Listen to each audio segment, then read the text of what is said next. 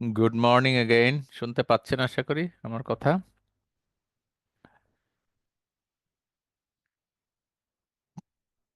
কেউ একজন বলবেন শোনা যাচ্ছে কিনা, ভয়েসটা শোনা যাচ্ছে?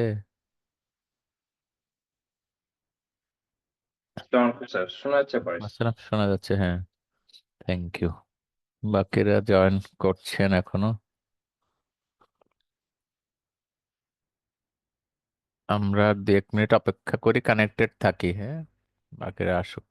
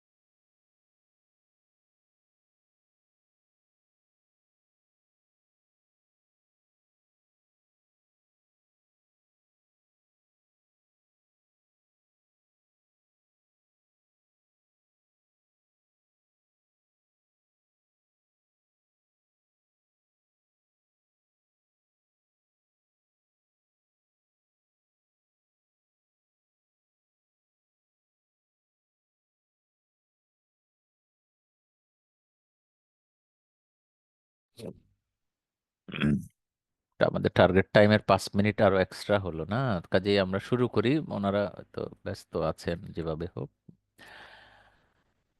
সবাইকে আবারও শুভেচ্ছা এই ক্লাসে।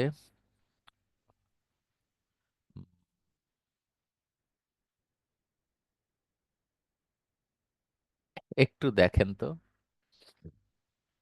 আমরা যেভাবে লিখি অভ্যস্ত, আমরা কি আসলে ভুল লিখি প্রেসক্রিপশনে? বলেন। একটা আনোয়ার বলবেন। স্যার আমরা তো RX লিখে রাখি স্যার। তাহলে আমি তো মেসেজ দিলাম, এটা বানাই নাই আমি, কিন্তু অথেন্টিক সোর্স থেকে কপি করে এখানে বসিয়েছি আমি। টেক্সটও করি নাই, টাইপও করি নাই। জি স্যার। ওই যে আর এর পরে একটা স্ল্যাশ দেওয়ার মতো। তাহলে আমরা কি ভুল করি? উত্তর কি? ওমা, ডক্টর আনোয়ার উত্তর দিচ্ছেন না কেন? আমরা কি ভুল করি এই কথা স্যার এটা অনুযায়ী? যে আর স্যার এটা এটা জানতাম না স্যার। আমরা আরে সেটা তো বললাম, আমি জানা, আমার দায়িত্ব আপনাকে জানানো, জানিয়ে দিলাম। আমিও জানলাম, আমিও শিখলাম। তাহলে কি আমরা ভুল করি? জি স্যার। করি। তো এটা মানতে, এই যে আমি যে ভুল করি, এটা মানতে আমাদের বড় দ্বিধা। আই এম অলওয়েজ রাইট, না? এটা জি আমার স্যার। ব্যক্তি জীবন, পেশা জীবন, সবখানে আমাদের মনের ভেতরে এইগুলাই থাকে। যে আমি যে ভুল করি, দেখেন এটা natural, sorry to say Anwar. মানে আমি ভুল করি, এটা আপনি বলার সময় ভাবতেছেন আমি মনে হয় ভুল করি না, আর অথচ আমি দেখিয়ে দিলাম। আজকে আমার কাজ হলো মেন্টরিং করা, এরপরেও বলতে কেমন একটা সময় নিলেন না? মনে হয় যেন আমি ভুল করি না। আবার আমার জি কথা শুনে। জি স্যার, জি স্যার। হ্যাঁ, স্যার আমি স্যার এগ্রি করি স্যার। স্যার হ্যাঁ, আমরা লেখার সময় ওই যে একটা অভ্যাস হয়ে গেছে RX। আর এক্স এই লিখি। জন্যই মনে হচ্ছিল যে আমি বোধহয় ঠিক স্যার এটা। সেজন্যই তো বললাম, আমরা যে জি ভুল করি, এটা ভুলটা আবিষ্কার করাও তো চ্যালেঞ্জিং, এটা বলতে চাচ্ছি। স্যার, মানে অবশ্যই আমি যে স্যার। ভুল করি এটা বুঝতেও পারি না অনেক সময়। Right. এইভাবে আমরা আমাদের ইন্টারাকশন গুলো চালু রেখেছি আমাদের জীবনে। তাহলে আজকে আমরা প্রেসক্রিপশনের জায়গা থেকে যে আলোচনাটা করতে চাচ্ছি, তো আমি বলবো না যে আমি আজকে যা বলবো সবটাই আমি সঠিক 100% রাইট। আমি যতটুকু পেরেছি অথেন্টিক সোর্স থেকে নিজের মতো করে ক্লাসগুলো তৈরি করেছি। কোনো বইতে সরাসরি হুবহু আমার কথাগুলা, আমি এ পর্যন্ত যত ক্লাসে নিয়েছি সিকোয়েন্সিয়ালি সবগুলো একসাথে কোথাও আপনার মিলবে না। এজন্যই আসলে আপনাদেরকে পিডিএফ দিয়ে দেয়া হয়েছে, হ্যাঁ। আর যেগুলো একসাথে এক জায়গায় পাবেন ওর জন্য আলাদা করে পিডিএফ লাগে না, ওই টেক্সটটা পড়লেই তো আপনি বুঝে ফেলতে পারেন। কিন্তু আমার টপিকসগুলা ইচ্ছে করেই বা প্রয়োজনের তাগিদে একটু এইভাবে বাছাই করা হয়েছে। তো এই যে শুরুটাই আমরা ভুল করছি, অথচ ভুলটা প্র্যাকটিস হয়ে গিয়েছে, আমরা এভাবেই করি। আমরা জীবনে অনেক কিছুই তো এভাবেই করি। কিন্তু কথা হলো, আমার এই ভুলের জন্য রোগীর কি কোনো ক্ষতি হয়? এইবার এটার উত্তর কি? এই যে প্রেসক্রিপশনে এই চিহ্নটা এইভাবে না লিখে আমি এইভাবে লিখি, এতে রোগীর কোনো ক্ষতি হয় বাস্তবে? একটু বলেন না প্লিজ। হয় হ্যাঁ, না না স্যার? স্যার, হয় না, হয় না। না, তো যেই ভুলের জন্য রোগীর ক্ষতি হয় না, ওই ভুল করলে মাফ। মাফ মানে বুঝতে পারছেন তো? মাফ আর কি বাংলায়? পার্ডন। উই আর পার্ডনড, কাজে ওই ভুল নিয়ে আমাদের তো হেডেক নাই। তাহলে আমাদের প্রেসক্রিপশন লিখতে গিয়ে করতে গিয়ে যেই ভুলের কারণে রোগী অ্যাফেক্টেড হয়ে যেতে পারেন, এটি আমাদের নৈতিক দায়িত্ব যে এই ভুলগুলো শুধরাই নেওয়া। এটি শুধু আপনার জন্য নয়, আমিও প্রেসক্রাইবার হিসাবে, আপনাদের একজন কলিগ হিসাবে, এটা আমারও দায়িত্ব বটে। সেটি খুঁজতে গিয়ে বা কোনো একটা সময় আমাকে হয়তো বা প্রেসক্রিপশন রিলেটেড কোথাও আলাপ করতে হবে, সেই চিন্তা থেকে আমি প্রেসক্রিপশন রিলেটেড যতটুক তথ্য জোগাড় করতে পেরেছি আপনাদেরকে পিডিএফে দিয়ে দিয়েছি। আপনারা হয়তো সময় পাননি, এমন হতেই পারে, আপনারাও তো ব্যস্ত। এবং সেই কথাগুলো থেকে আজকে আপনারা এক একটা স্লাইড দেখে যদি কোনো প্রশ্ন থাকে আমাকে জিজ্ঞেস করবেন। আমি লাইন বাই লাইন পড়ার সুযোগ নাই, দরকারও নাই, অত সময় হয় না, বাস্তবতাও তা নয়। তা আমি প্রথম স্লাইডে যাই। এটা ল্যাতিন শব্দ থেকে নেওয়া হয়েছে, হ্যাঁ, এটা এনে কথা নাই বলি, এটা এমনি বললাম। কোন একজনের প্রেসক্রিপশন, আপনি বুঝতেই পারছেন না কার প্রেসক্রিপশন, কিন্তু ওনার ওই আরএক্স এর জায়গা আমরা যেটা লিখি ওটা শুদ্ধ আছে না? দেখছেন কোনায়? জি স্যার, জি স্যার, বাংলায় বাংলায় যদি বলি একটা ডান্ডা, ডান্ডা আর এর পরে ডান্ডা, ঠিক আছে না? জি স্যার। এটা ঠিক আছে। তারিখটাও হয়তো বা কিছুটা বোধহয় 90 না, নাকি 40, এটা বোঝা যায় না, 1940 সালে নাকি 1990 সালে। আচ্ছা, তাই হলো। এটাও কিন্তু রোগীর জন্য কোনো ক্ষতির কারণ? এই যে তারিখটা এরকম হয়ে গেল, রোগী তো ওই দিনের প্রেসক্রিপশন নিয়ে ওষুধের দোকানে গিয়েছেন, এতে কোনো অসুবিধা আছে? বলেন, বলেন না। নাই স্যার, নাই স্যার, নাই, নাই স্যার। নাই। এইবার আসেন নিচে। এই যে কিছু উনি অ্যাডভাইস ওষুধ কি জানি লিখলেন প্রেসক্রিপশনে, যে একটা সাইনও দিলেন, সাইন দিন বা না দিন রোগীর কোনো ক্ষতি নাই, এটা মেডিকো লিগাল ইস্যু। কিন্তু মাঝখানের যে এরিয়াটা এইভাবে লেখা হলো, এতে কি রোগীর ক্ষতি হতে পারে না? পারে। কারণ ফার্মাসিস্ট তো কনফিউজড হয়ে যাবেন, উনি কি দিতে চাচ্ছেন, কি করতে চাচ্ছেন। ফার্মাসিস্ট কিন্তু কনফিউজড হয়ে যাবেন। এটা তো বলা হলো আসলে ফার্মাসিস্টকে, তাই না? আর বা এক্স আমরা যেভাবে উচ্চারণ করি, টেক দো এভাবে তো পড়তাম। এটা কিন্তু ফার্মাসিস্টকে ইন্ডিকেট করে লেখা, এটা রোগীর জন্য না। কিন্তু আমাদের বাস্তবতা হলো আমাদেরকে রোগীর জন্যই লিখতে হয়। এই জন্য আজকের আলোচনায় দেখবেন যে স্ট্যান্ডার্ড প্রেসক্রিপশন বলতে কি বোঝায়, এটা একরকম জিনিস, আর আমরা কি করি এটা ভিন্ন জিনিস। তো এই লেখা, তাহলে আমাদের আমাদের জন্য করণীয় কি? প্রেসক্রিপশনে স্পষ্ট করে লেখা। আমি এরকম ভুলের এক্সাম্পলও তো আপনার আজকে স্লাইডে দেখাতে পারছি না, আমার কালেকশনে আছে। ভুলের কারণে রোগীর যে বিপদ হয়েছে, যেমন ধরুন মেথোট্রেক্সেট মেডিসিন সপ্তাহে খেতে হয় কয়বার? ইউজুয়ালি একবার, আপনারা জানেন। এখন যদি আমার লেখা স্পষ্ট না হয়, রোগীও মনে করতে পারেন, ফার্মাসিস্টও মনে করতে পারেন মেথোট্রেক্সেট প্রতিদিন খেতে দিয়েছেন। এই ঘটনা কেউ কেউ কিন্তু জীবনে দেখেও থাকতে পারেন, আমি দেখেছি। তো মেথোট্রেক্সেট প্রতিদিন খাওয়ার এফেক্ট, যা যা হবার, মুখের ভেতরে মিউকোজা ছিঁড়ে যাচ্ছে, এই যাচ্ছে, ওইদিকে বোন ম্যারো ডিপ্রেশন হবে, সবই ঘটছে, ইমিউনোসাপ্রেসড হচ্ছে। কাজে শুধুমাত্র প্রেসক্রিপশনের লেখার ভুলের জন্য এই বিপদগুলো হয়েছে। মাঝে মাঝে এমন হতে পারে, লেখাটা পড়েন তো কার্টুনের, পড়ে পড়ে দেখে, ডক্টর কুদ্দুস এখন ফ্রি হয়েছেন না এখনো গাড়ি ড্রাইভ করছেন?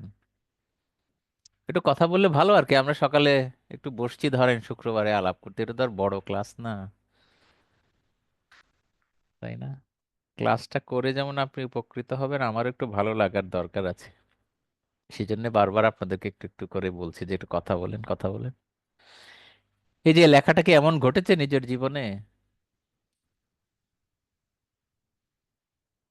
আমার তো ঘটে প্রায়, সরি টু সে। আমার ঘটে। আমার কেমন জানি এই ওষুধ লেখার প্রতি একটা, ইস, মানে আপনাদের বলছি আর কি, নিজেদের গ্রুপ প্রফেশনাল কথা তো, কারণ মানে বিতৃষ্ণা বিতৃষ্ণা ভাব।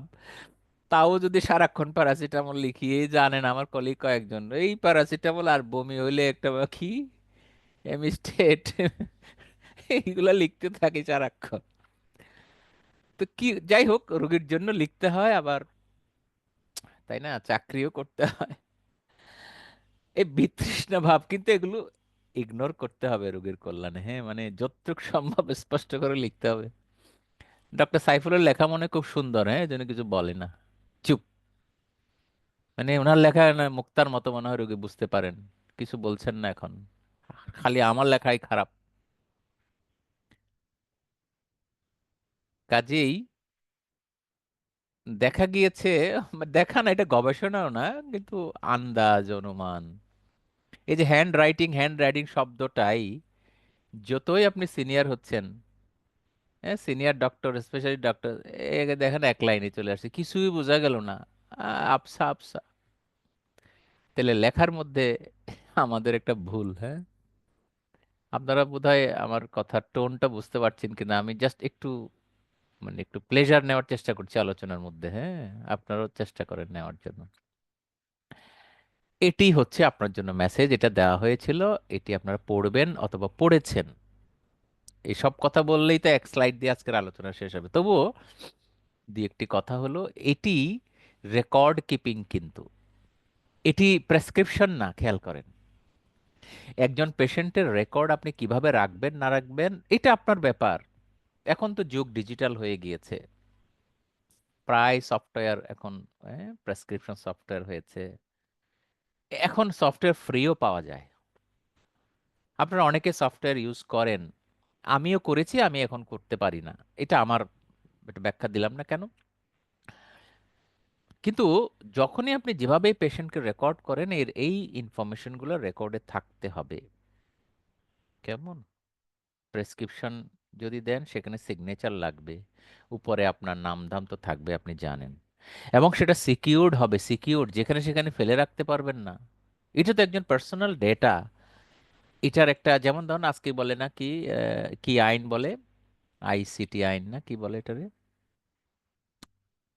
আইসিটি আইন বলে না কি, সাইবার ক্রাইম বা এরকম কি বলে, সাইবার ল, এই যে বলে, মানে আরেকজনের পার্সোনাল ইনফরমেশন আপনি ডিসক্লোজ করতে পারবেন না। কাজে ডেটাগুলো এভাবে রাখতে হবে যেন অন্যজনে না জানেন। সেটি আপনি আলাদা কাগজে রাখেন, ম্যানুয়ালি লিখে, অথবা আপনি কম্পিউটারের ডিজিটাল সিস্টেমে করেন। এই যে কথাটা বললাম, আর বাকি কথাগুলো তো কোয়ালিটিস নিয়ে বললাম, যে রেকর্ডে কি কি থাকবে না থাকবে, কেমন। আর একটা শব্দ আছে এখানে, আপনি বুঝতে কষ্ট হইতে পারে, আমারও প্রথমে একটা হলো যে ফার্স্ট হ্যান্ড। এই যে রেকর্ডটা ফার্স্ট হ্যান্ড হবে, এর অর্থ কি? কেউ কি বলতে পারেন, যারা ইংলিশে একটু ওয়েল কনভার্সেন্ট বলতে পারবেন? ফার্স্ট হ্যান্ড মানে কি? আপনি নিজে লিখবেন।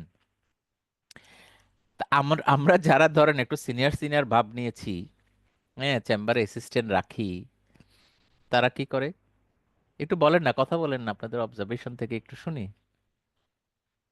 যারা কথা বলতে পারছেন তারা কি করি, অ্যাসিস্ট্যান্ট লেগেছে। আমার প্রেসক্রিপশনটাও আরেকজনে লিখে দিচ্ছেন, এমন করছে না, আমি শুধু সাইন করছি। জি স্যার। তাহলে ওয়েল ট্রেন্ড আপ যদি অ্যাসিস্ট্যান্ট থাকে, উনি করতে পারেন, উনি করতে পারেন। কিন্তু আমি লেখা এবং আরেকজন লেখার মধ্যে কোনো না কোনো সময় তো ভুল হয়ে যেতেই পারে, পারে না? পারে। সেই কারণে গুড রেকর্ডের একটা ক্রাইটেরিয়া হলো, আমি নিজ হাতে লিখব, মানে আমার লেখা, আমার তথ্য আমি লিখব, এটাকে বলেছে ফার্স্ট হ্যান্ড। কিন্তু সবসময় ফার্স্ট হ্যান্ড সম্ভব হয় না। যে যত বড় ডাক্তার বলে পরিচিত, যে যত বেশি রোগী দেখেন, উনি তো তত বড় ডাক্তার আমাদের সোসাইটিতে। ঠিক তো? ডক্টর কুদ্দুস ফ্রি থাকলে এবার আপনি সেশনে কানেক্টেড থাকেন, বাকিরাও থাকতে পারে। জি স্যার।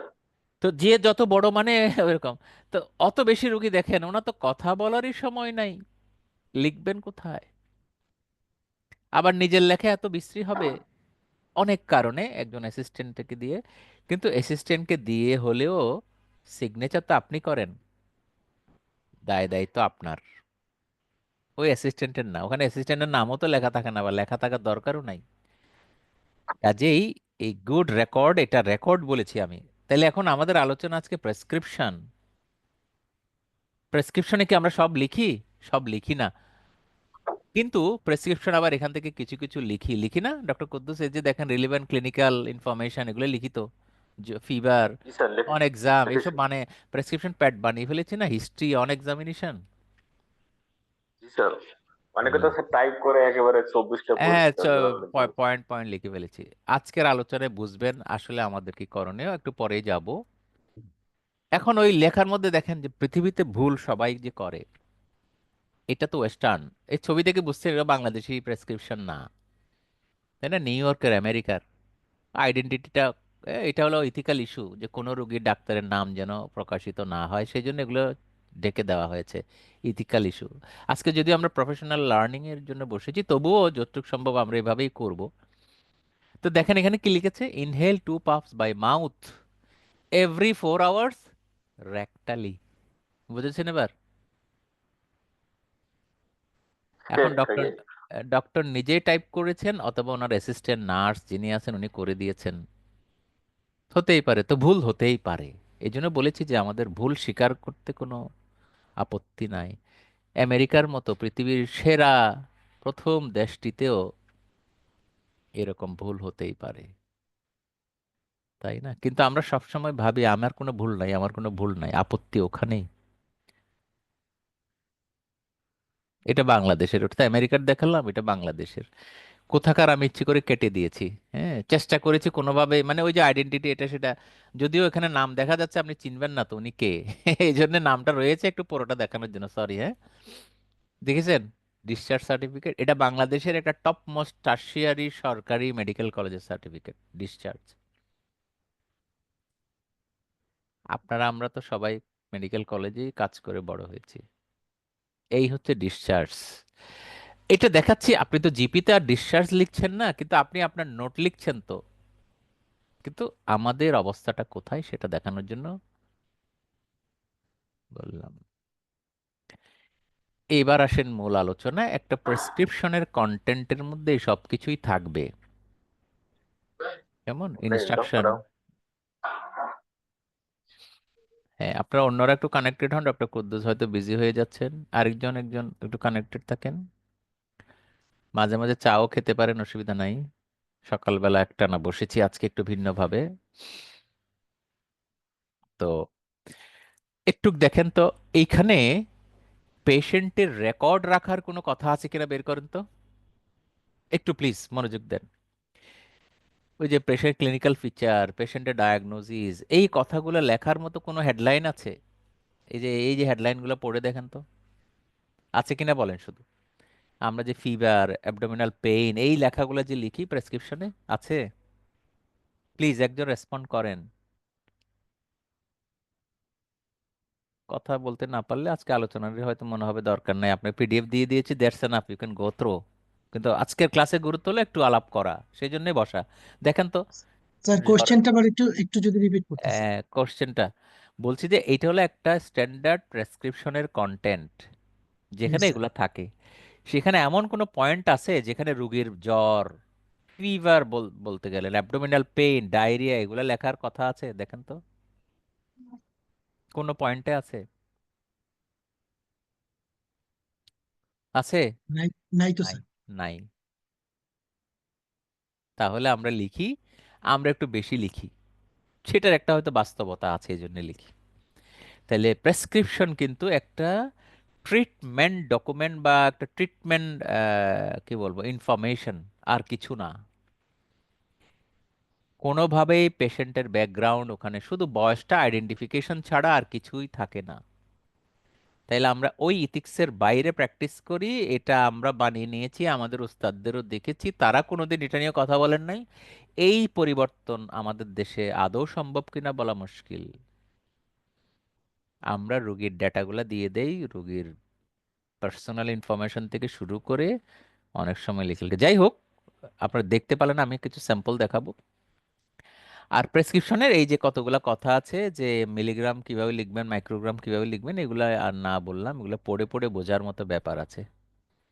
জেনেরিক নেম দিয়ে লেখার কথা, ওই যে বললাম, আমরা আমাদের অভ্যাসটা আমরা আমাদের মতো বানিয়ে নিয়েছি জেনেরিক। এখন বাংলাদেশের এই সিস্টেম চালু করলে জেনেরিক লিখতে পারবেন, কিন্তু এটা তো সম্ভব না। জেনেরিক লিখলে দোকানে তো প্রাইভেট ব্যবসা কেন্দ্র, ওখানে জেনেরিক লিখলে ওর পছন্দ মতো ওষুধটাই দিবে, মানে ভালো খারাপের আর বাছাই করার সুযোগ থাকবে না।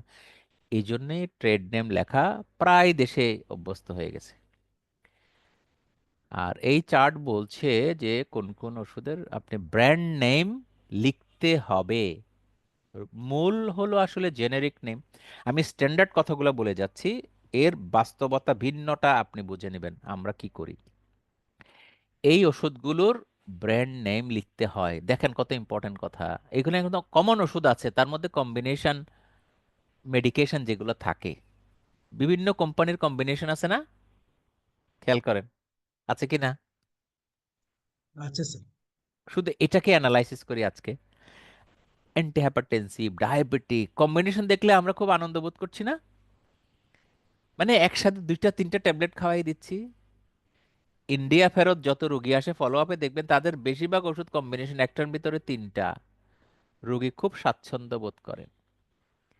এখন আপনি এক কোম্পানির পছন্দ হলো না, আর একটা চেঞ্জ করে দিলেন, কিন্তু ফার্মাসিউটিক্যাল পয়েন্ট অফ ভিউ থেকে তারা বলছে যে এই কম্বিনেশনের যে কন্টেন্ট এক কোম্পানি থেকে আরেক কোম্পানি ভ্যারি করবে। বুঝছেন এবার? জি স্যার। তো ভেরি করবে বিধায় আপনাকে রোগীর যেই কোম্পানি লিখবেন সেই কোম্পানিরটাই লিখে যেতে হবে। তাহলে আপনি এমন একটা কোম্পানি চুজ করতে হবে যেটি সারা দেশে পাওয়া যাবে, ঢাকায়, দূরে, কুমিল্লা, কিশোরগঞ্জ, সবখানে। আমি শুধু একটা পিক আপ করলাম, যেহেতু এটাই বোধহয় সবচেয়ে বেশি কমন, এই এই কথাটা আমরা প্র্যাকটিসে রাখছি সেজন্য। বাকিগুলো তো আছে, ওরাল কন্ট্রাসেপটিভ, এটা মানে দেখা গিয়েছে ব্র্যান্ড নেম হলে রোগীর ওই ওষুধের কোয়ালিটি বলতে যা বোঝায় এটা মেনটেইনড হয়।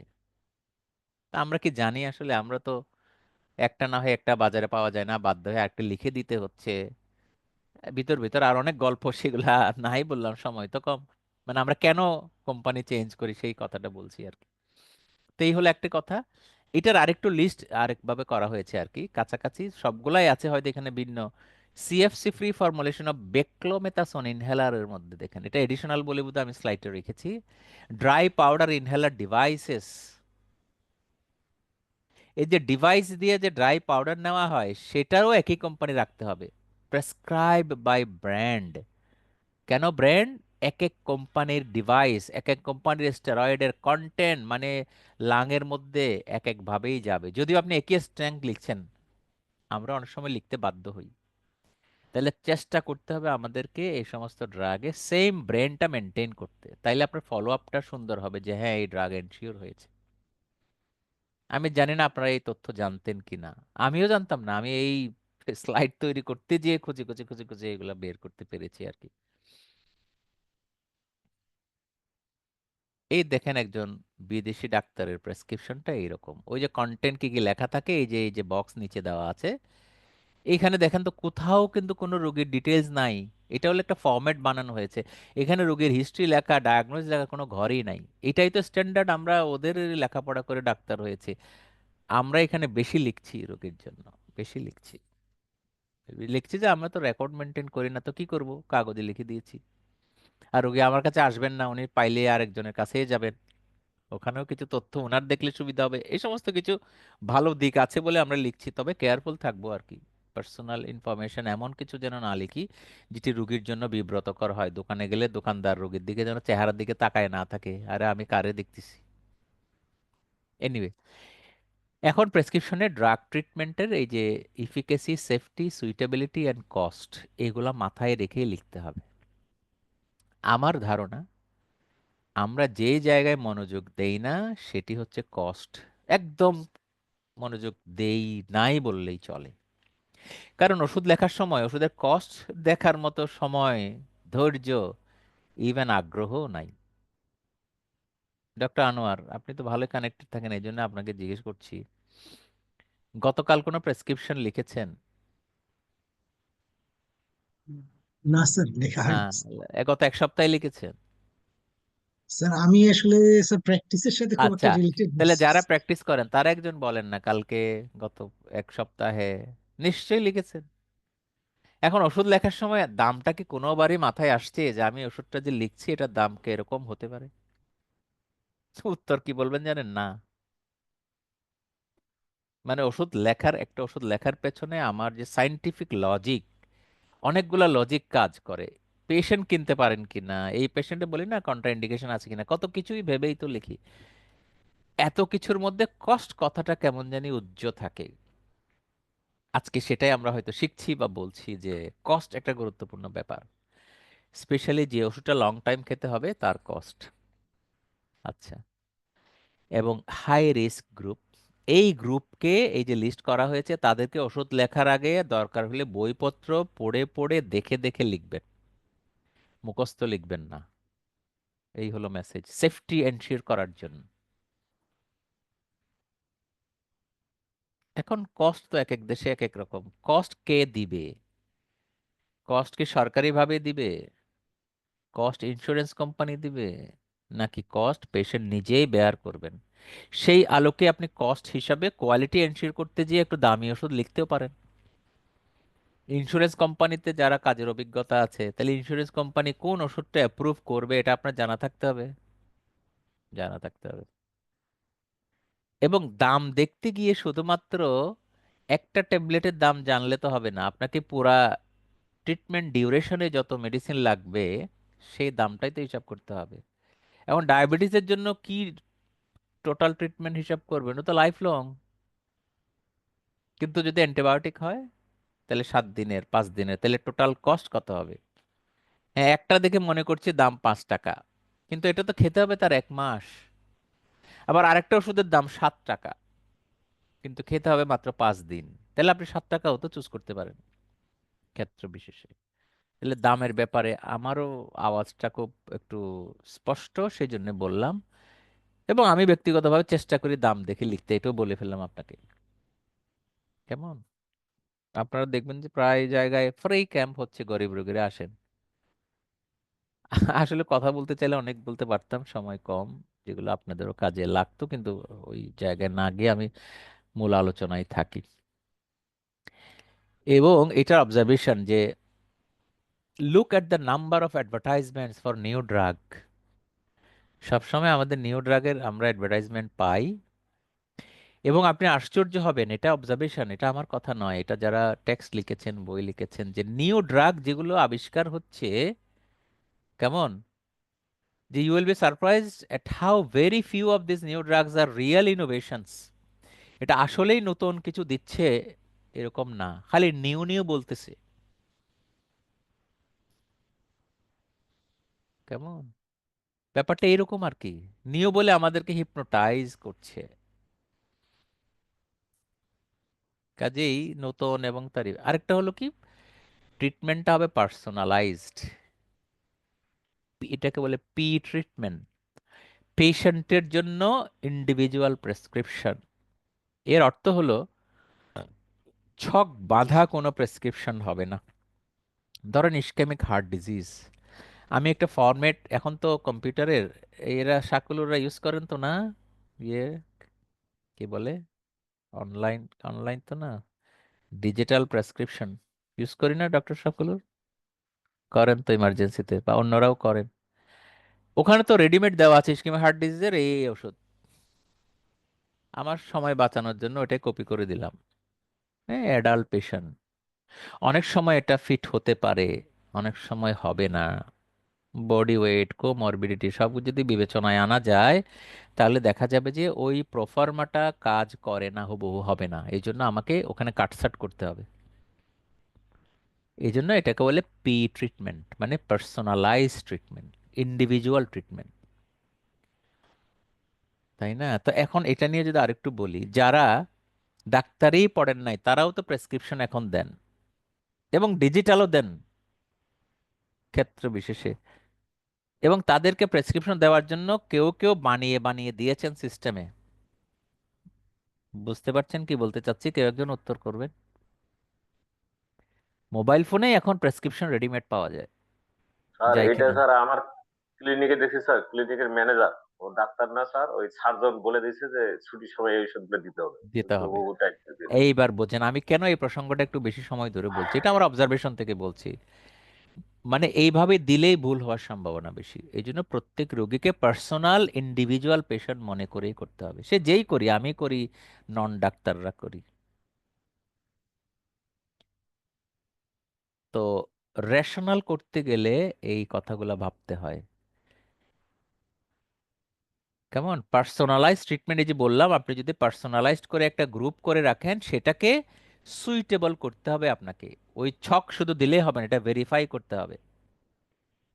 কেমন আমরা বলি না, ডায়াবেটিসের এই ট্রিটমেন্ট, সিকেডির এই চিকিৎসা, শুধু কপি পেস্ট করে দিলে হবে না যদি কম্পিউটার থেকে করে।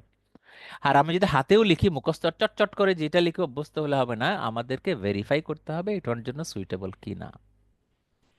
কেমন, এই হলো ফিলসফি আর কি, এগুলো আপনারা বুঝবেন। লাস্ট কথাটা হচ্ছে মনিটর দ্য ট্রিটমেন্ট। প্রয়োজনে আপনি মেডিকেশনটা স্টপ করবেন। এবং আপনার চিকিৎসার উদ্দেশ্য কি, এই যে ফ্যামিলি মেডিসিনের জায়গায় আমরা এবার চলে আসলাম, খালি প্রেসক্রিপশন লিখলে হবে না। আপনার চিকিৎসার উদ্দেশ্যটা কি? যেমন এখন ডেঙ্গি হচ্ছে, ব্যথায় কাতরাচ্ছেন, চিকনগুনিয়া হচ্ছে, চিকনগুনিয়া ডিটেক্টেড হচ্ছে, কিন্তু আমারও কালকে না পরশু ওই যে চেম্বারের এক পেশেন্ট ভদ্র মহিলাকে সাসপেক্ট করার পরে পিসিআর পজিটিভ পেয়েছি। পিসিআর এই পর্যন্ত একটাই করলাম, কস্টলি তো, অন্য জায়গায় করতে হয়। তো দেখবেন যে ওই করতে পারলে পিসিআর করে আপনিও চিকনগুনিয়া আবিষ্কার, এই যে এত ব্যথা, কষ্ট কাতরাচ্ছে আপনার সামনে, চিকনগুনিয়া মানেই কিন্তু ব্যথার রোগ। আপনি তো এনএসএড দিতে পারেন না, আপনি স্টেরয়েড দিতেও হেজিটেট করবেন, শুধু কি দিবেন? প্যারাসিটামল। তাহলে এটা ব্যাখ্যা করতে হবে না যে আপনার এই রোগ বেশি দিন থাকবে না, আশা করি একটু কষ্ট করেন, আমি চাইলেই বেশি ব্যথার ওষুধ দিতে পারছি না, দিলে আপনার ক্ষতি হবে, এই জন্য প্যারাসিটামলটা দিচ্ছি, এটা অনেকটাই ব্যথা আপনার কমে যাবে, হয়তো পুরোটা কমবে না, এইটা আমার অবজেক্টিভ, এটি বলতে হবে। আপনি বলেন আর না বলেন, আমার বলার দরকার, আজকে বলে আপনি জানিয়ে দিলাম, এখন থেকে না বললে আপনি অপরাধী, কলিগ হিসাবে বলছি। হ্যাঁ, এইভাবে আপনাকে নিজের চেম্বার, নিজের প্র্যাকটিস ডিজাইন করতে হবে। পারলে আপনি করেন, না পারলে বাধ্য হয়ে সিচুয়েশন সেটা ভিন্ন। কিন্তু যখন আপনি সময় আছে হাতে, বোঝাতেও পারছেন অথচ করছেন না, তাহলে আমরা আমাদের লার্নিং এর সাথে, বাংলায় যদি বলি আর কি, অন্যভাবে নেবেন না, প্রতারণা করছি, যে আমি জানি অথচ করছি না রোগীর কল্যাণে। এবং যখন আপনি ব্র্যান্ড ইম্পর্টেন্ট, এই যে দেখেন আমি একটু আগে বলেছি না, ব্র্যান্ড কিছু কিছু রোগীর জন্য ইম্পর্টেন্ট, সেই ক্ষেত্রে বলতে হবে do not substitute or dispense as written, এটা উল্লেখ করতে হবে যে আপনি ওষুধ পাল্টাবেন না। খেয়াল করেন, আমরা কি কোনোদিন লিখেছি প্রেসক্রিপশনে ওষুধ পাল্টাবেন না? জীবনে লিখেছি? আমিও তো লিখি না। বলেন বলেন ডক্টর, এই যে কুদ্দুস একটু বোধহয় ফ্রি আছেন, আমরা প্রেসক্রিপশনে তো ব্র্যান্ড নেম লিখে অভ্যস্ত, আমি কি ওখানে নিচে কোনায় লিখে দিয়েছি ফার্মাসিস্টকে? প্রেসক্রিপশন কারে দেয় এটাই তো খবর নাই, রুগীরে ধরিয়ে দিয়েছি। আসলে তো প্রেসক্রিপশন দিয়েছে ফার্মাসিস্টকে। তাহলে ফার্মাসিস্টকে কি বলছি যে আমি যে ওষুধ লিখেছি আপনি এটার বাইরে দিবেন না? মনে মনে কিন্তু এটা চাই, কারণ আমি একটা কোম্পানি লিখেছি, যে বাইরে কোম্পানির লোকজন দাঁড়িয়ে আছে, সেও চাই যে আমি যা লিখছি ওইটাই যেন দোকান থেকে রুগী কিনেন। তো এটি রুল, কিন্তু দেখেন আমরা করছি না। নাহলে ফার্মাসিস্ট করবে কি, ওই তার যা আছে তাই দিয়ে দিবে, তাই তো করে। এই জন্য বলা হচ্ছে আপনি যদি ব্র্যান্ড লিখে অভ্যস্ত হন, এটা আমাদের ক্ষেত্রে বেশি প্রযোজ্য, আমরা বাংলাদেশে বেশিরভাগই ব্র্যান্ড লিখি, ওয়েস্টার্ন কান্ট্রিতে অনেক ক্ষেত্রে ওরা জেনেরিক লেখে। তো ব্র্যান্ড লিখলে ডো নট সাবস্টিটিউট, এটা লিখতে হবে। বাংলায় যদি বলেন যে আমি যে ওষুধ লিখেছি এটা পাল্টাবেন না, এটা লিখতে হবে। তাই না? আমাদের এই ফার্মাসিস্ট গুলো তো এই এই ইংলিশ লেখা বোঝার মতো যোগ্যতা আছে কিনা সন্দেহ আছে, এই জন্য বাংলায় লিখতে হবে। ডক্টর কুদ্দুস কিছু বলছেন না কেন? কেউ না কেউ একটু কথা বললেন, যে কয়জনে আর আছেন। ওইটা লেখি লেখি প্রেসক্রিপশনের সাথে টাইপ করা আছে অনেকের, আমি অবশ্য করি নাই, হ্যাঁ, কিন্তু এখন মাঝে আস্তে মাঝে আস্তে করি। ডিজিটাল হওয়াতে সুবিধা হয়েছে যে আপনি চট করে অটোমেটিক এটা চলে আসে, হাতে লিখতে গেলে বিরক্তি লাগবে, তাই না? তো যেমন বললাম, আমি আমি বোধহয় কোনোদিনই লিখি না, সরি টু সে। ডিজিটাল থাকলে ভিন্ন আরেকটা ব্যাপার হচ্ছে, লিখি না এটা ঠিক আছে, কিন্তু এটা ইমপ্লিমেন্টেড হয়। আপনি যখন প্র্যাকটিস করেন, সারাউন্ডিং যারা ফার্মাসিস্টরা আপনাকে চিনে, আপনার সাথে তাদের হয়তো দেখা হয়, যোগাযোগ হয়, কথা হয়, সেই সুবাদে কিন্তু তারা ব্র্যান্ডটাই দেয়। এটা বাস্তবতা। এই জন্য আমরা অনেকে লিখি না বা লেখার অত গরজ অনুভব করি না। কিন্তু যেই দেশে জেনেরিক লেখার অভ্যাস বেশি, সেখানে কিন্তু ও লিখতেই হবে, না হলে ও আবার জেনেরিক দিয়ে আর একটা ওষুধ দিয়ে দিতে পারে, তাই না? আর আমাদের কিছু জায়গা তো আছে, কিছু ফাউল প্লেয়িং এর ব্যাপার তো আছেই, সেটাও এনশিওর করতে গেলে করা যায়। হ্যাঁ, আমি বাইরে একটা জায়গায় যখন প্র্যাকটিস করেছি বিদেশে, ওখানে একজন কলিগকে দেখতাম, যে উদ্দেশ্যে হোক না কেন, উনি ওষুধগুলো এনে চেম্বারে ও ঠুঙ্গা থেকে খুলে আবার দেখতেন উনি যা লিখেছেন রোগী তা কিনে আনছেন কিনা। এটার ভালো অংশটুকু আমি বলছি আর কি, এটা একটা ভালো দিক, আপনি যদি চেক করে দিতে পারেন বা আপনার অ্যাসিস্ট্যান্ট যদি চেক করে দিতে পারেন, এতে করে আপনার অনেক সুবিধা আছে, সেটা আর নাই বললাম। এখন স্লো রেইজিং ডোজ অ্যাডভাইজেবল, কোন কোন ড্রাগের লিস্ট, এগুলাকে আস্তে আস্তে ওষুধের ডোজ বাড়াতে হয়, চট করে বাড়ানো যায় না, 1 সপ্তাহ 2 সপ্তাহ পরে পরে। এই হচ্ছে সেই ড্রাগ। আপনারা আমাকে থামাইয়া জিজ্ঞেস করে নিতে পারেন যদি কোনো প্রশ্ন থাকে। আবার স্লো রিডাকশন করতে হবে এই ওষুধগুলো।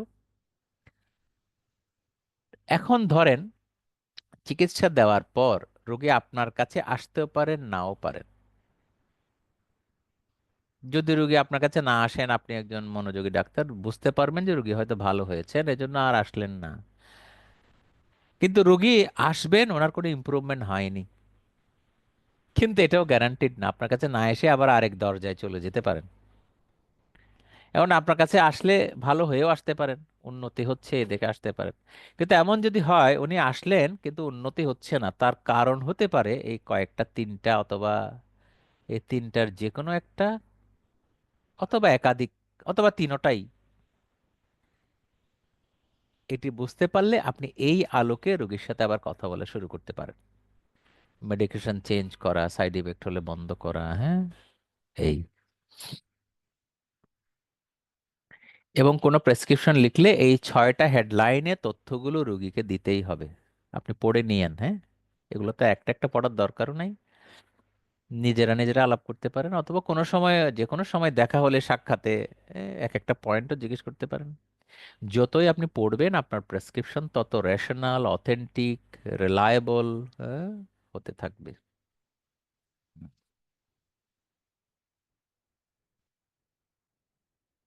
দেখেন, আপনাকে প্যাথোফিজিওলজি একেবারে ডিটেল জানতে হবে এমন নয়, এবং ফার্মাকোলজি, সাইট অফ অ্যাকশন সবই জানতে হবে এমন নয়, তাই না? এটা আমাদের ক্লিনিক্যাল প্র্যাকটিসের কথা। এই জন্য বলা হয় যে ডাক্তারি করতে গেলে ওই এর মতো উদ্ভিদ বিজ্ঞানে বোটানিস্ট না হলেও চলে, একজন গার্ডেনার হলেই চলে। তাহলে গার্ডেনার এবং বোটানিস্টের মধ্যে পার্থক্য নিশ্চয়ই বুঝতে পারছেন। কাজে ডাক্তার হতে গেলে আমরা যে প্যাথোফিজিওলজি পড়ে পড়ে আসছি, কিছু কিছু পড়েছি, কিছু কিছু বুঝি, একটু খুলেই চলবে। এবার দেখেন আমাদের বেসিকের সময়, এখন তো স্মৃতি আপনি আওড়াবেন, কি পাগলের মতো পড়ে আসছি। হ্যাঁ, পাগলই লাগছে কেন, আমি এখন ডাক্তারি করছি বলে, কিন্তু আমি যদি ওই সাবজেক্টে মাস্টার করতাম, ফিজিওলজি, অ্যানাটমি, তখন তো আপনাকে ওই ডিটেলস পড়তে হতো। তো সেটা হয়তো পরে পড়তে পারেন। যাই হোক, এখানে অন্য ডিসক্রিপেন্সি আলাপে না গেলাম, কিন্তু নলেজ যে ব্যাপারটা আছে, যে কোনো প্রেসক্রিপশনের পেছনে আমাকে আপডেট করতে হবে, এই হচ্ছে কথা। আপডেট ইউর নলেজ প্রত্যেক ব্যাপারে, হ্যাঁ। কিন্তু আবারও বলি, সেই নলেজটা ওষুধ কোম্পানির ওই লিফলেট হবে না, প্লিজ একটু বোঝার চেষ্টা করবেন। ওই লিফলেটে যেগুলো আসল কথা, ওগুলো পড়া যায় না ওই সাইজের আর কি, ফন্ট সাইজ 5-6 হবে আর কি, মানে চশমা দিয়ে দেখবেন, নাহলে মাইক্রোস্কোপ দিয়ে দেখবেন। ঠিক করে বলেন তো, ঠিক কিনা বললাম? আর যেগুলো নলেজ না, সেগুলো বড় বড় অক্ষর, চশমা ছাড়াই দেখতে পাবেন। টেকনিক্যাল কথা বলছি। কাজে আপনাকে অথেন্টিক লিটারেচার পড়তে হবে।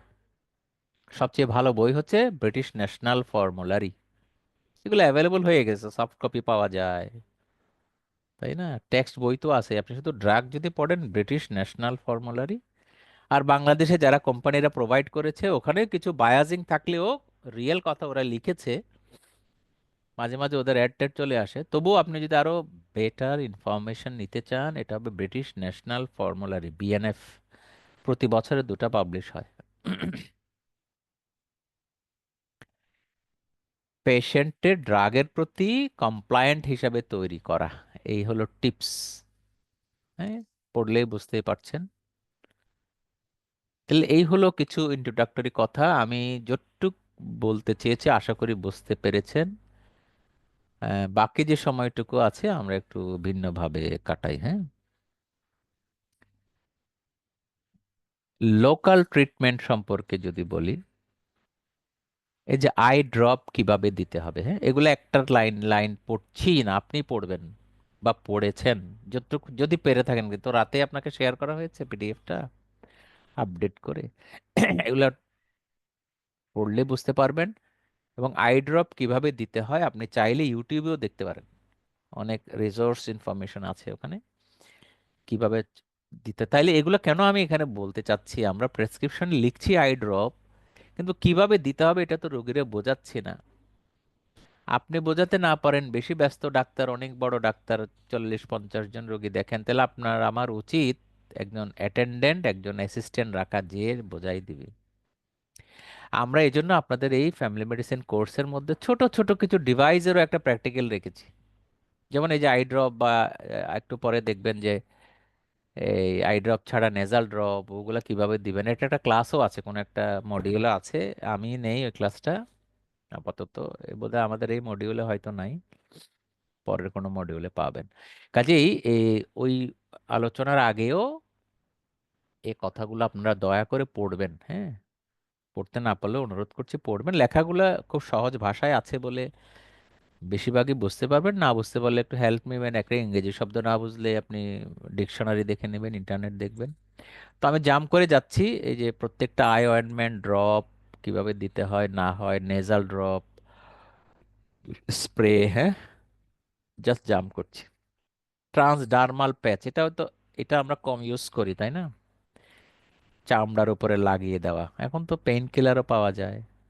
ট্রান্সডার্মাল প্যাচ, হরমোন থেরাপি, বিশেষ করে টেস্টোস্টেরনের প্যাচও পাওয়া যায়। এগুলা কিভাবে দিতে হয় হুট করে লিখে দিলে হয় না, বোঝাতে হয়। এই যে বুঝিয়ে বলা আমার কাজ। অ্যারোসল ক্যাপসুল, ওই যে আমরা অ্যাজমার জন্য দেই না ক্যাপসুল, কিভাবে নেওয়া, তা আমি একটু জাম করছি। সাপোজিটরি কিভাবে দিতে হবে, ভেজাইনাল ট্যাবলেট উইথ অ্যাপ্লিকেটর, আবার ভেজাইনাল ট্যাবলেট উইদাউট অ্যাপ্লিকেটর, তাই না। এই যে ফিমেল পেশেন্ট, যারা মেল কলিগ, তাদের জন্য বিব্রতকর হতে পারে, অবশ্যই একজন অ্যাসিস্ট্যান্ট নার্স বা কেউ থাকলে সুবিধা হয়। তো এগুলো বুঝাই দিতে হয়, না বুঝলে ওষুধগুলো। এবং এ- এমন গল্প আছে যে সাপোজিটরি দিয়েছেন, রোগী মুখে খেয়ে ফেলেছেন, উনি তো বোঝেননি যে এটা পায়খানা রাস্তায় দিতে হবে। এমন ঘটনাও ঘটেছে। Vaginal cream. এবার যদি ইনজেকশন নিয়ে কথা বলি, এখানেও কিন্তু কিছু ইনস্ট্রাকশন থাকবেই। আপনারা অনেক সময় চেম্বারে নিজে হাতে ইনজেকশন দিতে হতে পারে, এমার্জেন্সি তো দিতে হতেই পারে। ইমার্জেন্সি এত ব্যস্ত হবে যে নার্স সবসময় আপনার অর্ডার ক্যারি করতে পারবেন না। কাজে এগুলা পড়ে অথেন্টিক কথা বলে আমি এখানে পিক আপ করে দিয়েছি আপনাদের। পড়লে বুঝবেন, এবং পড়ার পরে আশা করি টের পাবেন যে না, আমি তো এইভাবে করি না। তার মানে ওই যে আমি বললাম শুরুতে, আমাদের ভুলটা আমরা একটু বোঝার চেষ্টা করি, তারপরে আমরা শুদ্ধ করে নেব নিজেদেরকে। অ্যাম্পুল থেকে কিভাবে ওষুধ টানা হয়, হ্যাঁ, ভায়াল থেকে কিভাবে টানা হয়, মেডিসিনকে ডিজলভ করে, এই যে সেফট্রিয়াক্সন, ডিজলভ করে নিতে হয়। বাচ্চাদের ওষুধ পাউডার থাকে, পানির সাথে মিশিয়ে নিতে হয়, এরকম। সাবকিউটিনিয়াস ইনজেকশন, এটা খুব টেকনিক্যালি ইম্পর্টেন্ট। সাবকিউটিনিয়াস আইএম তো পুশ করে দিয়ে দেওয়া যায়, কিন্তু সাবকিউটিনিয়াসটা একটু ডিফারেন্ট। হ্যাঁ, একটু জাম করছি জাম করছি। হ্যাঁ, কোনো প্রশ্ন আশা করি আপনাদের নাই, এগুলা তো আমরা ছোটবেলা থেকে। এখন আসেন আমাদের প্র্যাকটিসে, এত যে অ্যাডভাইজের কথা বললাম, হ্যাঁ, তো কিছু কথা তো আসলে চেম্বারে 10-15 মিনিটে সব বলা সম্ভব না, যদি আপনি নিজে বলতে চান। ইভেন আপনার অ্যাসিস্ট্যান্টকে দিয়ে বলাতে গেলেও পারবেন না। তাহলে কিছু কথা ছবি অথবা টেক্সট আকারে লিখে দেওয়া যেতে পারে। হ্যাঁ, আমি যেভাবে করি হয়তো আমার নিজের কিছু এক্সাম্পল আপনাকে দেখাবো আজকে, যদিও এটা আমার নাই, এই ছবিটা এমনি এমনি অ্যাড করেছি। যারা একদম বোঝেন না, ছবি দিয়ে দিয়ে বুঝিয়েছে যে রাতে ঘুমানোর সময় একটু এক বড়ি খাবেন, আর দিনে 3 বেলা খাওয়ার সময় 3 বার খাবেন। যিনি 6 PM 8 AM PM বুঝবেন না, কেমন আপনার প্রেসক্রিপশনের ভাষাও বুঝবেন না, রোগীর কথাও বোঝেন না, তাদেরকে ছবি দিয়ে দিয়ে বোঝানোর জন্য এরকম ছবি, পিক্টোগ্রাম দিয়ে বোঝানো। তারপরে এটি হয়তো আমার প্র্যাকটিসে আমি অনেক আগে বানিয়ে রেখেছিলাম জ্বর মাপার জন্য, এই যে ডেঙ্গি চিকনগুনিয়া।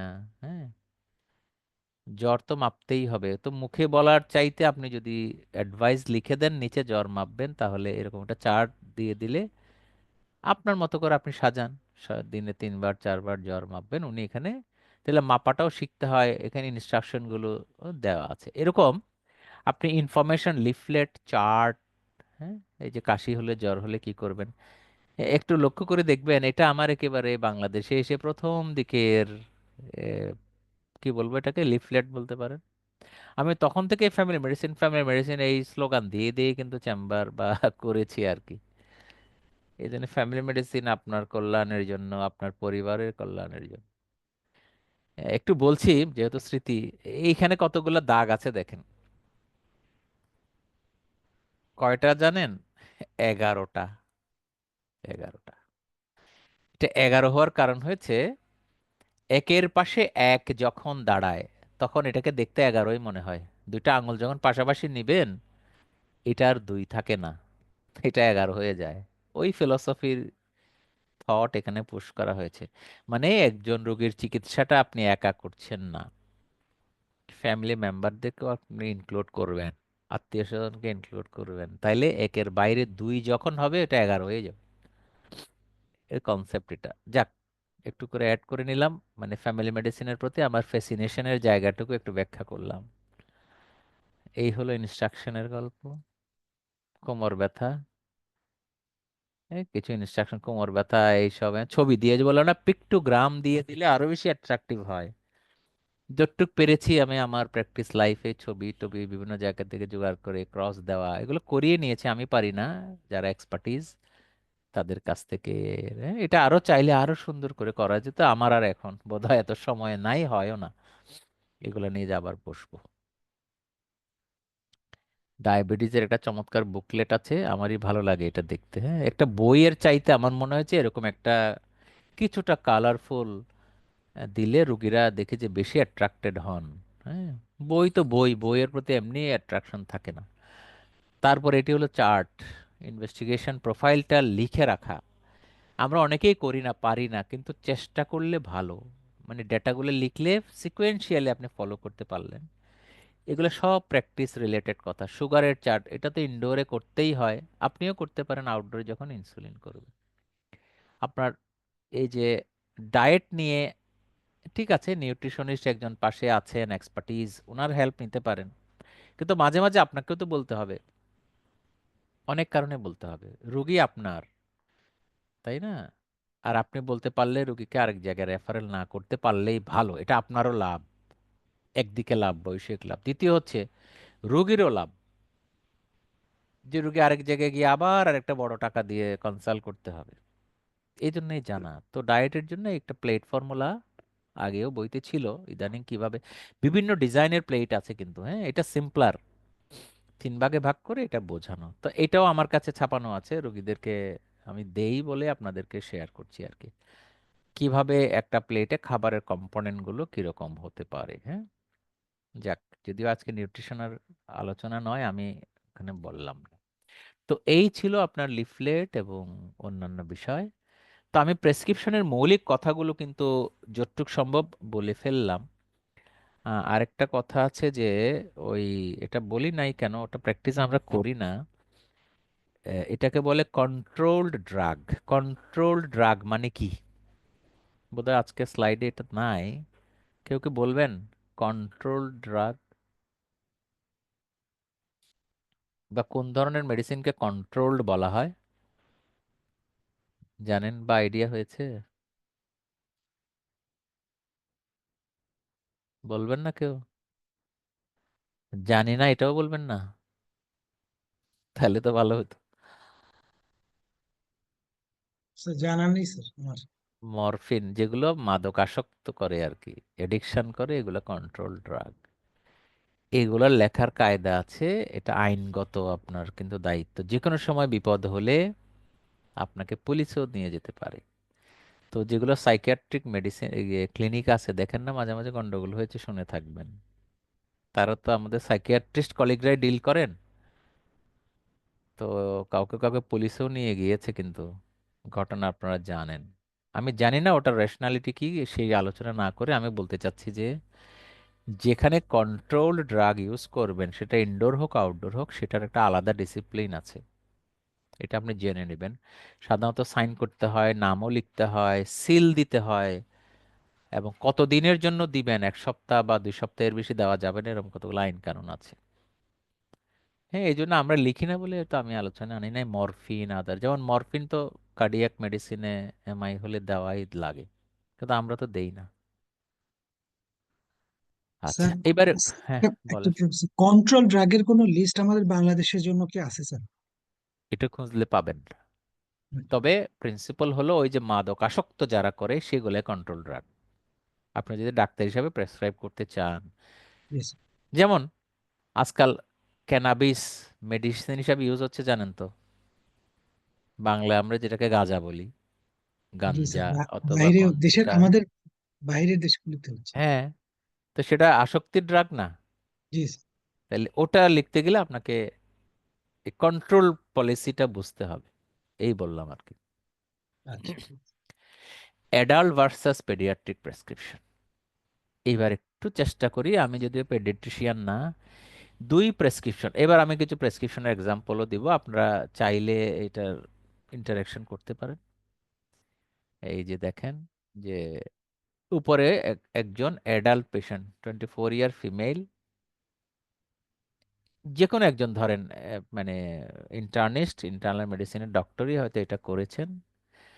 তো ওখানেই ওই ডিজিটাল সিস্টেমে এরকম করে লেখা আর কি, ব্যাকগ্রাউন্ড লেখা, যে যেভাবে লেখেন এক্সামিনেশন ফাইন্ডিং, এইটা লেখার কারণ অ্যাসিস্ট্যান্ট যেগুলো কম্পোজ করেন তাদের জন্য বুঝতে সুবিধা, তাই না? কিন্তু আপনি এটার বদলে একটা ডায়াগনোসিসও লিখে ফেলতে পারেন, কিছু ভাইটাল সাইন লিখে ওভারঅল ডায়াগনোসিস লিখে ফেললে আর এত কিছু লেখা আর নাও লাগতে পারে।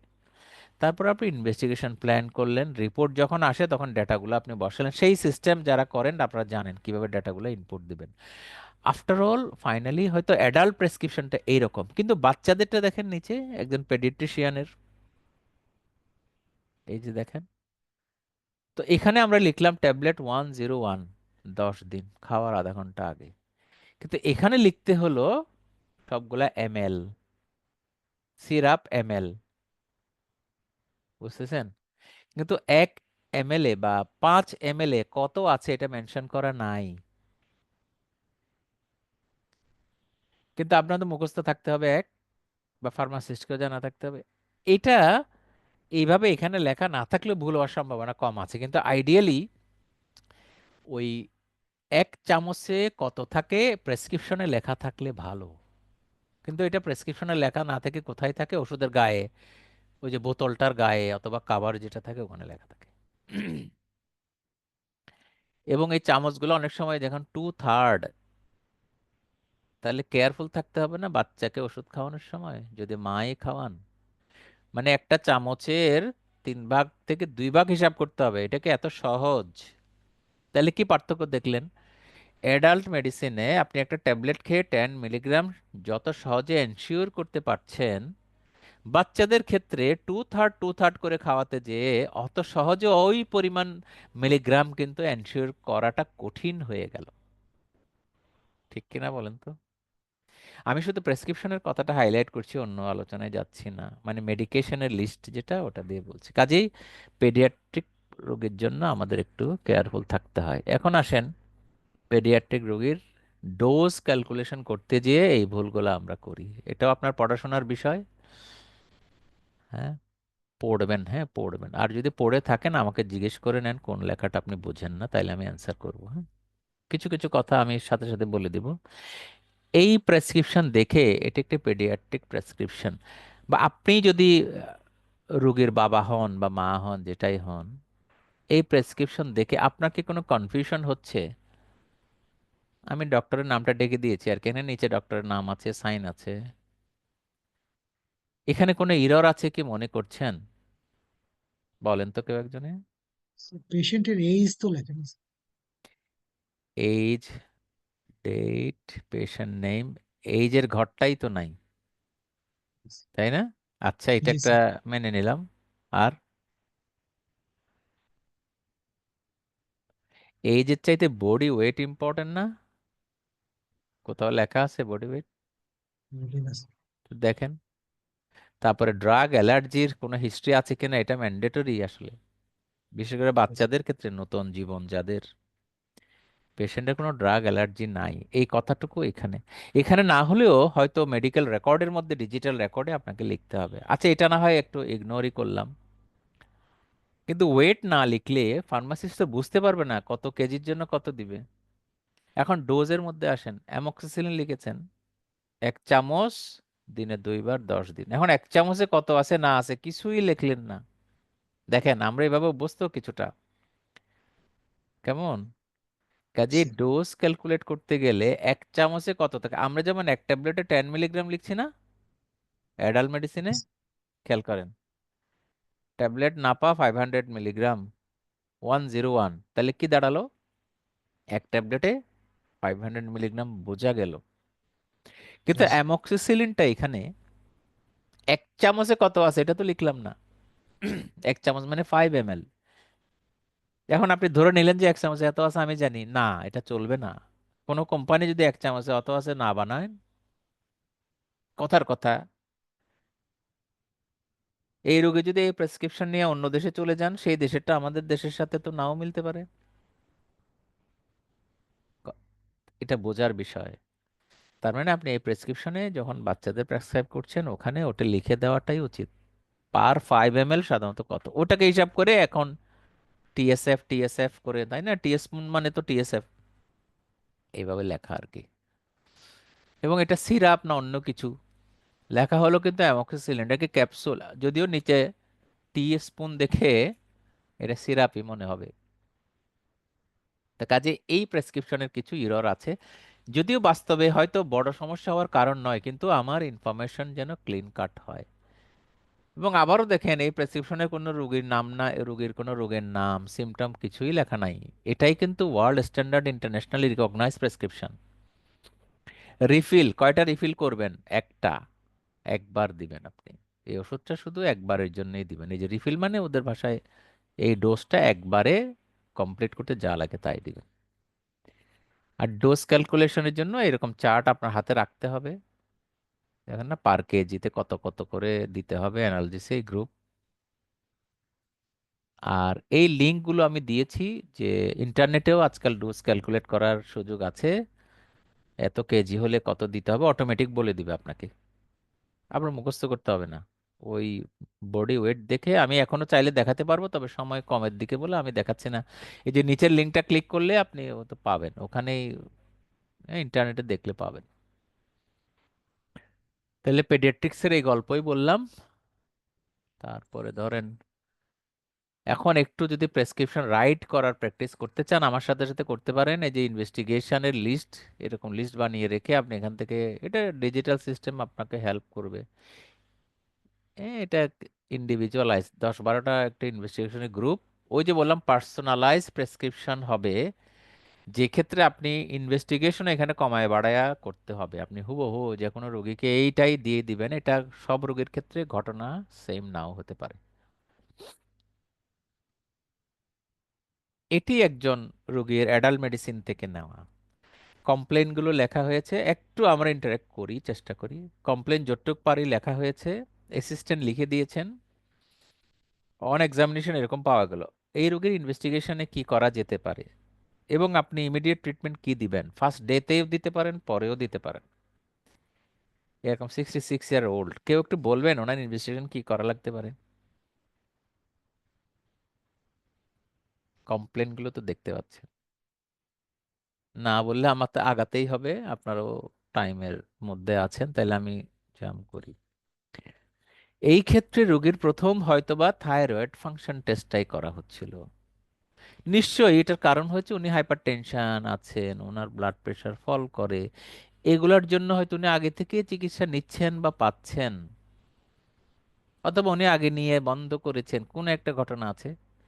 সেজন্য ওনার ব্যথার ওষুধ দেওয়া হয়েছে, ওনাকে এই যে বিসলল দেওয়া মানে বিটা ব্লকার দেওয়া হয়েছে, একটু রিভোট্রিল অস্থিরতা ফাংশনাল এগুলো পালপিটেশন এগুলোর জন্য দেওয়া হয়েছে। কিন্তু যেহেতু প্যালপিটেশন আছে, থাইরয়েড ফাংশন এক্সক্লুড করার জন্য এখানে লেখা হয়েছে। আমরা এভাবেই তো লিখি। হ্যাঁ, আমি একেবারে রিয়েল প্রেসক্রিপশন দেখাচ্ছি আপনাদের, কপি করে এনে। ঠিক এরকম আরেকজন রোগীর, ফিভারের রোগী, তাহলে আমরা নিশ্চয়ই ইনভেস্টিগেশন করব। এই যে এরকম করে দিয়ে তাপমাত্রার চার্ট করুন, আর এদিকে সিবিসি ডেঙ্গি যেটা এখন আমরা করছি, প্রয়োজনে এক্স রে করা। এখন যে রোগীর এক্স রে লাগবে না, আপনি লিস্ট থেকে ডিজিটাল সিস্টেম থেকে এটা বাদ দিবেন। ব্লাড কালচার সবারই লাগবে এমন নয়। যদি এটা একেবারে ডেঙ্গি কনফিডেন্ট ক্লিনিক্যালি দেখতে দেখতে আপনি, তাহলে তো সব পরীক্ষা লাগবে না, শুধু NS1 সিবিসি করলেই হবে। SGPT যদি জন্ডিস না থাকে, সব রোগীর লাগবেও না। কাজে ইনভেস্টিগেশন প্ল্যানিং এর উপরে আপনাদের যদি কোনো সুযোগ কোনো সময় হয়, আলাপ করা যাবে। তো আমি একটু জাম করেই যাচ্ছি, এভাবে ডিজাইন করা। পরের আর কোনো আলাপ থাকলে আপনাদের থেকে হয়তো শুনবো। আমি প্রেসক্রিপশন আর না থেকে টাইম কোলাবে না দেখে, এই যে লাস্টের একটু এটাতে দেখেন, এগুলো একেবারে ইন্ডিভিজুয়ালাইজড, মানে হয়তোবা মানে আমার নিজের অভিজ্ঞতা শেয়ার করার মতোই, বুঝে নেন। এই যে এই রোগী fever on evaluation enteric fever salmonella positive, এরকম তো প্রায় আপনি পাচ্ছেন। তো আপনি ইনজেকশনগুলো লিখলেন, আসলে তো এগুলো দেওয়ার জন্য আপনার চেম্বার যথেষ্ট নয়, শুধু ওষুধ তো দিলে হবে না, পেশেন্ট অবজারভেশন আছে, তাই না? এই যে রোফেসিন 101 হয়তো সফটওয়্যার বলে এভাবে লেখা হয়েছে, কিন্তু আসল বক্তব্য হলো 2 গ্রাম আইবি ড্রিপ হিসাবে দিতে হবে। সেই অর্থে আপনি এই প্রেসক্রিপশনকে সমালোচনা করতে পারেন নেগেটিভলি, যেটাতে এইভাবে লিখলে হবে না। কিন্তু আমি হয়তো বা ডাক্তার যাকে লিখেছেন একজন নার্স ট্রেন্ড আপ, সে জানে। যেমন যদি ইমার্জেন্সির কোনো নার্স হয়, ও জানবে আমি যে হসপিটালে কাজ করি যে আমি 101 লিখেছি মানে এই 2 গ্রাম আইবি ড্রিপ হিসাবেই দেওয়ার নিয়ম এবং এভাবেই দিতে হবে। কাজে আপনার আর সমস্যা নাই। কিন্তু অপরিচিত কারো হাতে গেলে তখন ডাইরেক্ট পুশ করে ফেলবেন। সেফট্রিয়াক্সন ড্রিপ হিসাবে দিতে হবে, 1 গ্রামের বেশি যদি দিতে হয়। 1 গ্রাম না, সরি 1 গ্রাম, এটা তো 2 গ্রাম, 1.5 গ্রাম অথবা 2 গ্রামের যদি একবার দেন তাহলে ওটা ড্রিপ বানিয়ে দেওয়ার নিয়ম। তাহলে এগুলো তো শিখতে গেলে আপনাকে ওই যে বললাম ব্রিটিশ ন্যাশনাল ফর্মুলারি পড়া লাগবে, অথবা লিটারেচার অথেন্টিক পড়তে হবে, খালি লিখে দিলে হবে না। তো ওই সব মিলে রুগীকে বলা হয়েছে যে আপনি যা চার্ট করবেন এই করবেন এবং হসপিটালে ভর্তি হবেন। স্বভাবতই এক্সপ্লেন টু দ্য পেশেন্ট, এটা লেখার মানে কি বলেন তো? এটার মানে হলো রুগী এই মুহূর্তে ভর্তি হতে চাচ্ছেন না, এই কারণেই এইভাবে এত করে লিখে দেওয়া হয়েছে। আবার রোগী নিজ দায়িত্বে এসে যেখানে পারেন সেখানে নিচ্ছেন ওষুধ। হ্যাঁ, এটা একটা লিগ্যাল ইস্যু, আপনি লিগ্যাল বেনিফিটও আপনি পাবেন, যে আপনি রুগী তো বলেছিলেন হসপিটালে ভর্তি হওয়ার জন্য, রুগী ভর্তি হন নাই বলে একটু বিপদ হয়েই গেল। আমরা চাইবো না যে বিপদ হোক, কিন্তু আপনি বলেছেন কিনা এটা আপনার মেডিকেল রেকর্ডে যদি উল্লেখ করে থাকেন তাহলে ভালো। আমি আমার নিজের প্র্যাকটিস থেকেও আপনাদের একটু শেয়ার করলাম আর কি। এরকম আরো অনেক বিষয় থাকবে, আপনি প্রেসক্রিপশনে লিখবেন, এটা অ্যাডভাইজের মধ্যে লিখবেন। আচ্ছা, তো যাক, আমি জাম করি, কতদিন পরে আসবেন ওগুলো আপনি জানেন, লেখেন বটে। ইনহেলারের ইনস্ট্রাকশনগুলো লেখা, এগুলো সিস্টেমে আছে আজকাল। আপনারা আমার চাইতে আরো ভালো সফটওয়্যার হয়তো ব্যবহার করেন, করছেন। এতে ডায়াবেটিস এটা সেটা সব রুগী দেখেন, হাইপারটেনশন ডায়াবেটিস চলবে খাওয়ার আধা ঘন্টা, এগুলা কিন্তু স্ট্যান্ডার্ড ইন্টারন্যাশনাল ফরম্যাটে আগে পরে এই সব কিন্তু লেখা লাগে না, ওই ওষুধ লিখে দিলে ফার্মাসিস্টরাই বলে দেয় এটা আগে খাবেন পরে খাবেন এত। আমাদের দেশে এগুলো নাই বলে আমাদেরকে সব লিখতে হয়। তারপরে ইনসুলিন কিভাবে দিতে হবে এই যে বাংলায় লেখা, আজকাল সফটওয়্যার থাকাতে সুবিধা হয়েছে, কিন্তু আইডিয়ালি ডাক্তারের এই এত কিছু লেখার কথা না। ডাক্তার শুধু লিখবে বাইব্রেন্টা বা একটা insulin injection 100 unit, 0.010 unit subcutaneous, বাস। বা আপনি ডিউরেশনটা লিখতে পারেন যে এটা চলবে কন্টিনিউ। এত কথা কোথায় দিবে না দিবে এগুলা কিন্তু বাস্তবতা, লিখতে হয়, লেখা হয়ে গেছে। তো আমি এর পরের আর 2-4 মিনিটের সময় শেষ হয়ে যাবে। পেডিয়াট্রিক প্রেসক্রিপশন দেখেন, পেডিয়াট্রিক প্রেসক্রিপশনে কলিগরা যেভাবে করেন, আমি বলবো না যে এটা সবই শুদ্ধ, তবুও বাস্তবতা এইটাই প্র্যাকটিস চলে। আপনি এর চাইতে ভালো কিছু নিজের জন্য আশা করবেন, সেই কামনা থেকেই এগুলা দেখাচ্ছি। কে করছেন এটা বলতে চাচ্ছি না, পেডিয়াট্রিক প্র্যাকটিশনার কনসালটেন্ট, হ্যাঁ, এরকম ট্রেড নেম লিখেছেন, এভাবে লিখেছেন। কিন্তু কোথাও দেখেন আমাদের এই সফটওয়্যারগুলো বাংলাদেশে 5 ml কত থাকে এগুলো লেখা নাই। এই যে এটা তো অটোমেটিক ওষুধের নাম, এটা লেখা নাই দেখেন। তো এটা লেখা থাকলে ভালো ছিল। তো এটা তো আপনার আমারও কাজ না, এটা যারা সফটওয়্যার বানিয়েছে তাদের কাজ। আমরা বললে তারা করে দিত, আমরা বলছি না কারণ আমরা জানছি না। হ্যাঁ, পেডিয়াট্রিকের জন্য এই দেখেন ওয়েট, বাচ্চাদের সবসময় ওয়েট প্রেসক্রিপশনে মেনটেন করা উচিত, মানে লেখা উচিত, না হলে তো ডোজ ক্যালকুলেশন ভুলে যাবে, আর সিমটমগুলো লেখাই হলো। হ্যাঁ, এরকম পেডিয়াট্রিক আপনারা এটা ওয়ার্কশপ হলে হয়তো বা একটু কাজ দিলে আপনি করে আমাকে দেখাতে পারতেন, এই সুযোগ আর নাই। আমি একেবারে শেষের দিকে চলে যাই। অনেক ধৈর্য ধরে আজকে ক্লাসগুলো করছেন, সকাল থেকে 2টো ক্লাস করছেন, যদিও আগের ব্যাচে এভাবে করেছে অনেকে, আমি সরি একটু বারবার যাচ্ছি। শেষের দিকে আর দু একটি কথা আছে আর কি। হ্যাঁ, এই যে summary conclusion, prescribing requires a quite complex process of professional analysis. মানে ব্যাপারটা তো সহজ নয়, আমরা যত সহজভাবে প্রেসক্রিপশনকে ভাবি। কেন সহজ ভাবি? আমরা জাস্ট প্যারাসিটামল অ্যান্টিবায়োটিক লেখাটার নামে প্রেসক্রিপশন ভাবি। এই ভাবনার কারণটা রোগীর মধ্যেও প্রবিষ্ট হয়েছে। রুগীকে যদি বলেন আপনি আগের প্রেসক্রিপশনটা কই, বলে যে প্রেসক্রিপশন তো আনি নাই, তবে আমি নাপা খাই, এটা খাই, তার মানে কি? রুগীও বুঝে নিয়েছেন প্রেসক্রিপশন মানে কিছু ওষুধের নাম। অনেকটা কথাটা সত্য, কিন্তু আমাদের প্রেক্ষিতে প্রেসক্রিপশন মানে তো রোগীর ডেটা থাকে ওখানে, জ্বর ব্যথা কত কিছু লেখা থাকে, তো সেটাই তো আনেন নাই উনি। তাইলে এই যে এত ডেটা লেখা থাকে, এত কিছু লেখা থাকে, এর অর্থ হলো প্রেসক্রিপশন সিম্পল কোনো ব্যাপার নয়, এটা একটা লিগ্যাল ডকুমেন্টও বটে। যেমন এটা আমাদের মাথায় রাখা, shouldn't copy other doctor and memorise, which is not always true. আপনার যত সিনিয়র পণ্ডিত স্কলার স্পেশালিস্ট আপনার সামনে বা আপনার দেখেছেন হোক না কেন, ওনার প্রেসক্রিপশন হুবহু ফলো না করাই ভালো। এই জন্য ইন্ডিভিজুয়ালাইজ প্রেসক্রিপশন, কারণ উনি তো ওনার রোগীর জন্য এটা লিখেছেন, আপনার রোগীর জন্য কিছু না কিছু এদিক সেদিক হওয়াটাই স্বাভাবিক। ডো নট কপি, হুবহু কপি না করা। অনেক সময় হয়তো মিলে যেতে পারে, মিলে গেলে আলাদা। আর build your clinical practice on core principles of choosing and giving a treatment. মূলনীতির উপরে থেকে প্রেসক্রিপশন করতে হবে। হ্যাঁ, কোনোভাবেই ছক বাঁধা মুখস্থ এইসব না করা আর কি, না, প্রিন্সিপাল যেটা সেটাই। এখন আপনি প্রেসক্রিপশন লেখার পরে ইমপ্লিমেন্ট করতে পারছেন কি পারছেন না, এই যে বললাম হসপিটালে ভর্তি হবেন, তাহলে আপনি লিখে দিলেন ভর্তি হলেন না, সেটা তাদের ব্যাপার ঘটবে। মূল ওষুধগুলো লিখে দিলেন, রোগী চলবে 3 বছর 1 বছর, উনি খেতে পারলেন কি পারলেন না সেটা তো ওনার দায়িত্ব, আমরা তো বোঝাবো। এই জন্য যেটি মূলনীতি থাকবে প্রেসক্রিপশন রাইটিং এ, যেন এই ফার্মাকোলজিক্যাল প্রিন্সিপাল বা মূলনীতিগুলো যেন চলে আসে। এই কথা বলেই আপনাদের এই সময়টুকু নিয়ে আজকে শেষ করতে চাই আমার কথা। আরো 2-4 মিনিট হয়তো সময় আছে, প্রেসক্রিপশন নিয়ে কোনো কথা যদি থাকে আপনারা আলাপ করেন, অভিজ্ঞতা যদি শেয়ার করতে চান।